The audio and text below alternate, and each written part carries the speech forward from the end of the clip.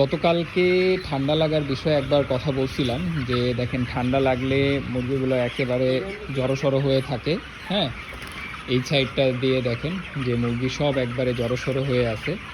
এটা থেকে আপনার সমাধান বের করতে হবে। সমাধানের জন্য যেমন দেখেন রুমের চারপাশের যে কাপড় বা পর্দা এগুলো হচ্ছে সন্ধ্যার পরপরই নামাই দিবেন, যেন ঠান্ডা বাতাস যেন কোনো দিক দিয়ে না আসতে পারে।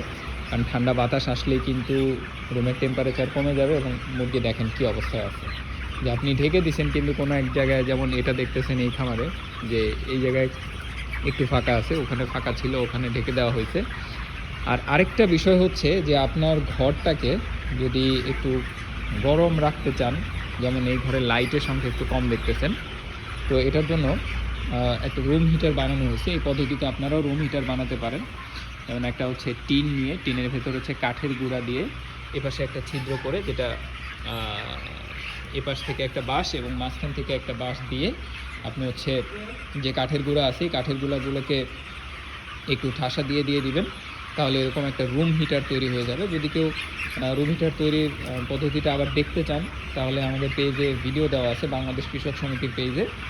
সো এরকম রুম হিটার আপনি ঘর অনুযায়ী 2টা বা 3টা দিয়েও কিন্তু আপনার রুমটাকে ঘরটাকে একটু গরম করতে পারেন আর কি। হ্যাঁ, তো তাপমাত্রা জনিত কারণে কিন্তু নানান সমস্যা হয়। ঠান্ডা একবার লেগে গেলে কিন্তু এরা খাওয়া কমায় দিবে, ওজন কমে যাবে। হ্যাঁ, নানান ধরনের সমস্যা হয়। আরেকটা হচ্ছে যে আপনার ঘরের লিটার ম্যানেজমেন্ট। হ্যাঁ, লিটারটাকে একদম ঝরঝরা শুকনা রাখা লাগবে।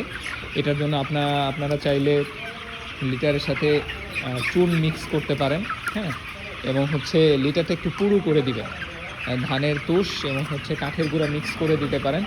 এবং যদি বেশি ভেজা ভেজা হয়ে যায় তাহলে চুন মিক্স করে দিতে পারেন। অ্যান্ড আরেকটা ব্যাপার হচ্ছে দিনে 2 থেকে 3 বারের মতো চেলে দিবেন, তাহলে দেখা যাবে লিটারটা শুকনা থাকতেছে। এই যে এরকম লিটার দেখেন, লিটারটা এরকম শুকনা থাকবে। হ্যাঁ, লিটারগুলো এরকম শুকনা থাকবে কিন্তু, তাহলে আপনার মুরগির একটু এই যে ঠান্ডাজনিত যে সমস্যাটা, এই সমস্যাটা কিন্তু আপনি রোধ পাবে আর কি। হ্যাঁ, সো এটা দেখেন। আর যদি অতিরিক্ত ঠান্ডা লেগে যায় বা ঠান্ডাটার পরিমাণ যদি বেশি হয়ে যায়, তাহলে অবশ্যই ডাক্তারের পরামর্শ অনুযায়ী মেডিসিন দিতে হবে। তো এই ব্যাপারে একটু সাবধান হতে হবে, যেহেতু এখন কয়েকটা দিন একটু ঠান্ডা আসছে বা ঠান্ডা থাকবে। হ্যাঁ, সো এই ব্যাপারে একটু কিন্তু সাবধান হতে হবে। ভালো থাকবেন সবাই, সুস্থ থাকবেন। আসসালামু আলাইকুম।